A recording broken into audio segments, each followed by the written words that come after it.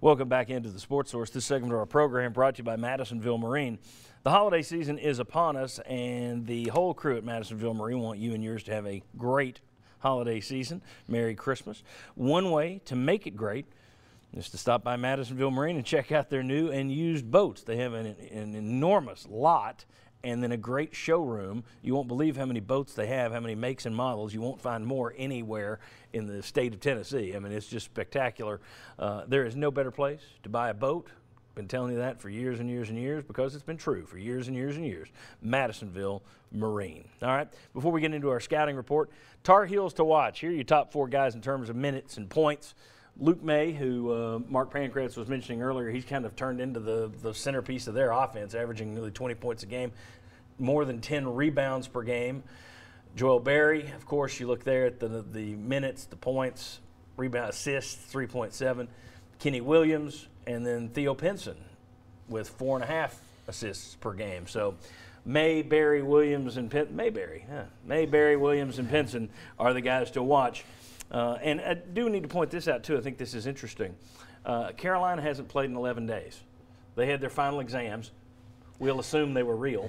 But they haven't played in 11 days, so they could be rusty. Could be an issue to see, at least early. Do they come out and they're clanking some off the rim? We'll see if that has any impact at all. Mark, I asked you to prepare a scouting report on Carolina for us, and we've actually got point number 1 over at the YP board. If we can take a look at what you've got from North Carolina, if we can show. There we go. Transition defense. Tell me about it. Well, I think that's North Carolina's bread and butter. They will diagram some of their transition defense here in a minute. But they get in and go. These first couple minutes of the game are going to be up and down.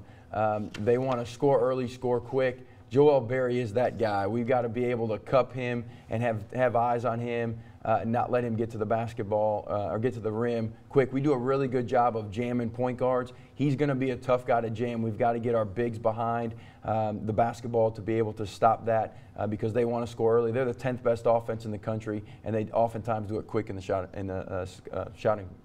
clock. Shot clock. All right, let's take a look at the next one over there. What have you got?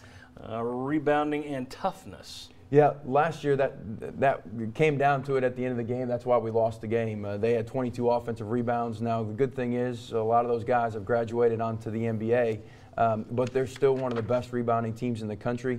And we've got to be in a position to where we're rebounding both ends of the floor.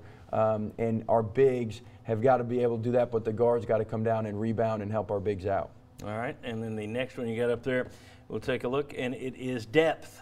Yeah, from a depth standpoint, this is one of Tennessee's big advantages. They're outscoring their opponents by 17 points a game, their benches, and I think we've got to be able to continue to do that. One of the big advantages that we've come across from last year to this year is we've become the second best three-point shooting team in the SEC. We went from 286th in the country to 26th in the country.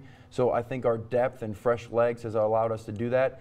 And we've also improved defensively. We're the 16th best defensive team in the country right now. A lot of that has to do with our depth that Barnes can keep bringing guys in to help support the starters. All right, and then let's go to your last point over there, execution. We talked about the big game environment. I think that execution is where it comes down. Both teams got talented rosters, but we've got to carry out the game plan. One of the things we've got to execute, we'll talk about in transition defense, but then also we got to limit their ball reversals and ball screens and other ways to keep the ball on one side of the floor. And then offensively, we talked about Joel Berry is the point guard that runs it. We're better when we run through our bigs, and we have to be able to execute. Our guards got to be executing their passes and their spacing to get the ball to Grant Williams and Admiral Schofield to be able to execute our offense. Thank you very much. That was pretty in-depth. Isaiah, when you look at a Roy Williams coach team, players come, players go. He's got some hallmarks of his squad. When you look at playing a Roy Williams team, is there anything that comes to mind that you would tell these guys, be ready for X? Yeah, well, it's the secondary break. He touched on it. That was the first thing. Our transition defense has to be up. We actually ran that secondary break because Jerry Green was out of the Roy Williams family tree. And, I mean, I remember when he first got there, he preached it and preached it. So if we can slow him down initially in the play, I think we'd be good to go. All right, very good. And, Mark, you're going to do a little diagramming for us a little later about the transition defense and how UT will try and counteract it, correct? Mm-hmm. Okay, very good. When we come back, so more basketball to come, but when we come back, some Tennessee football news and some recruiting updates. But the football news is very interesting. Come on back.